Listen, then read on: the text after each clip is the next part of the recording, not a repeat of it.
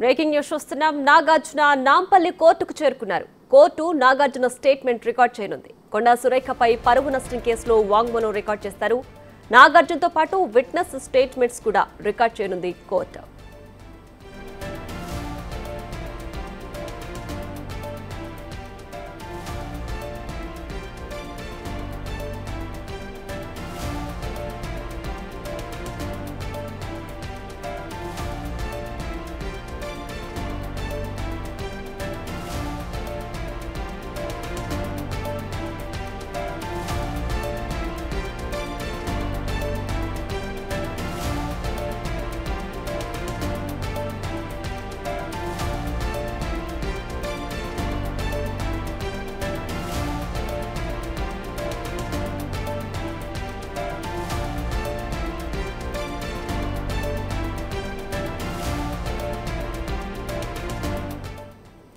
రైట్గా నాగార్జున నాంపల్లి కోర్టుకు చేరుకున్నారు. Court Nagarjuna statement ను రికార్డ్ చేయనుంది. కొండా సురేఖపై పరువు నష్టం కేసులో వాంగ్మూలం రికార్డ్ చేస్తారు. నాగార్జునతో పాటు విట్నెస్ స్టేట్మెంట్స్ ను కూడా రికార్డ్ చేయనుంది కోర్టు. నాగార్జున నాంపల్లి కోర్టుకు చేరుకున్నారు. కొండా సురేఖపై పరువు నష్టం దావా వేశారు నాగార్జున. సో దీనికి సంబంధించి ప్రస్తుతం నాంపల్లి కోర్టుకు చేరుకున్నారు. మరి కాసేపట్లో కోర్టు నాగార్జున స్టేట్మెంట్ అలాగే విట్నెస్ స్టేట్మెంట్స్ కూడా రికార్డ్ చేయనుంది.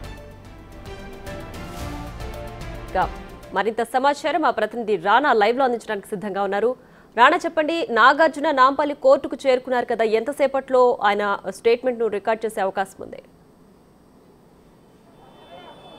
దాదాపు ఉదయం నుంచి కూడా చాలా ఉత్కంఠ అనేది కొనసాగుతుంది.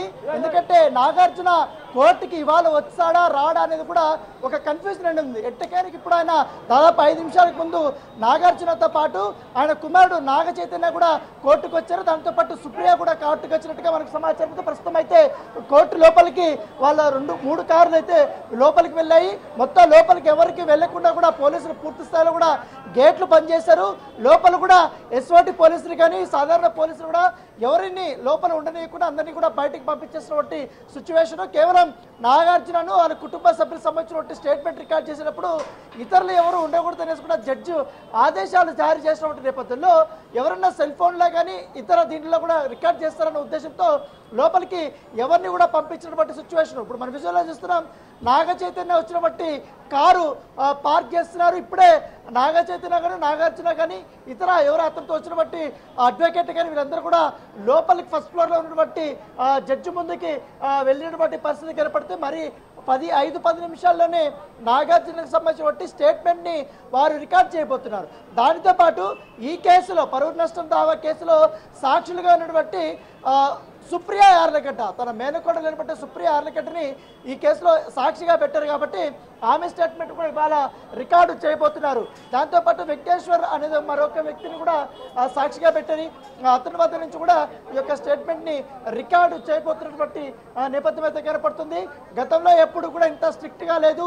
నాగార్జున వస్తున్నాడంటే కూడా పెద్ద ఎత్తున ఇక్కడ సెక్యూరిటీని ఏర్పాటు చేయడంతో పాటు పెద్ద ఎత్తున కూడా వీళ్ళందరినీ కూడా ఇక్కడ ఎవరిని లోపలికి రాకుండా బయట కూడా ఒక సెక్యూరిటీ అనేది ఏర్పాటు చేసినటువంటి నేపథ్యం అయితే కనబడుతుంది. కేవలం కొంతమంది న్యాయవాదుల్ని మాత్రమే లోపలికి అనుమతిస్తారు. ఎందుకంటే ఇవాళ ఆల్మోస్ట్ ఉదయాన్నే 2 గంటల పెద్ద పెద్ద కేసులన్నీ కూడా ఆల్మోస్ట్ అయిపోయాయి.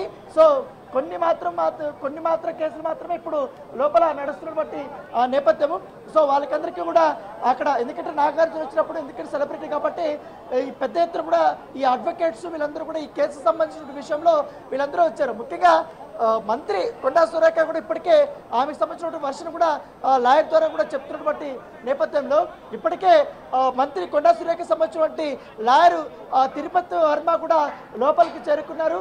వీళ్ళు స్టేట్మెంట్ రికార్డు చేసిన తర్వాత దీంట్లో ఈ కేసులో ఇప్పటికే పరువు నష్టం దావా వేశాడు కాబట్టి అది విచారణకి స్వీకరిస్తారా లేదా ఎటువంటి అంశాలని ఇవాళ ప్రస్తావిస్తారు, ఆయన స్టేట్మెంట్లో ఏ అంశాలని చెప్పబోతున్నాడు అనేది కూడా ఒక ఆసక్తికరమైనటువంటి పరిణామంగానే మనము చూడొచ్చు.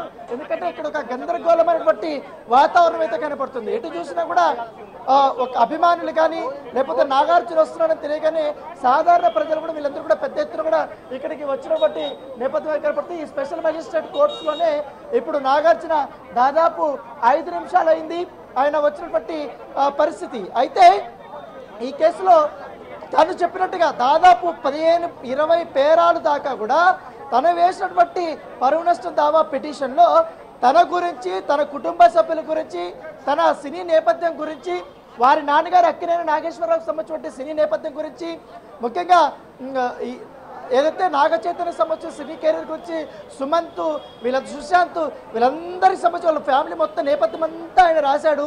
రాసిన తర్వాత లాస్ట్లో ఎవరైతే ఎప్పుడైతే ఏ సందర్భంలో అయితే మంత్రి కొండా సురేఖ కొన్ని వ్యాఖ్యల్ని ఆమె నోరు జారిందో ఆ అంశాన్ని తెలుగులో ఆయన కోట్ చేసినటువంటి నేపథ్యంగా పడుతుంది. అయితే నిన్న చూసాం మనము కొండా సురేఖకు సంబంధించిన లాయర్ కూడా చాలా క్లియర్గా కూడా ఆయన ఆ స్టేట్మెంట్ ఇచ్చారు. ఎందుకంటే ఈ వ్యాఖ్యలు చేయడానికి, ఈ వ్యాఖ్యలు వెనుకున్నటువంటి కారణాలు కూడా ఆయన నిన్న విశ్లేషించారు. ఎందుకంటే కొండా సురేఖను మరొక ఎంపీ ఒక కార్యక్రమంలో పాల్గొన్నప్పుడు ఆ ఫోటో తీసుకొని దాంట్లో ఒక అసభ్యకరమైనటువంటి పదాన్ని వాళ్ళు యూజ్ చేశారు.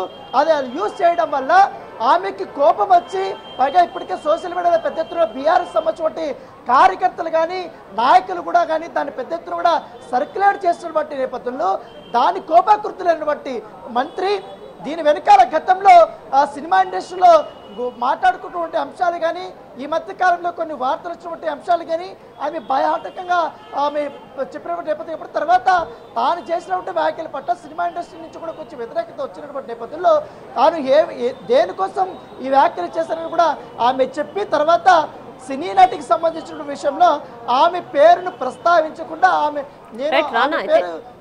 సంబంధించిన అంశాలను కూడా ప్రస్తావించాను కాబట్టి ఆ వ్యాఖ్యలు కూడా వెనక్కి తీసుకుంటున్నారంటూ కూడా ఆమె ప్రకటించింది. అయినా వ్యాఖ్యలు వెనక్కి తీసుకున్నా కూడా నాగార్జున కావాలని మళ్ళొక కోట్ చేయడం జరిగింది ట్విట్టర్లో. నేను నా ఫ్యామిలీకి సింహం లాంటివని, నా మొత్తం ఎంటైర్ ఫ్యామిలీని నేను కాపాడుకుంటానంటూ కూడా ఆయన ట్వీట్ చేసి ఇప్పుడు కోట్ల రూపాయలు సంబంధించిన పరువు నష్ట దావా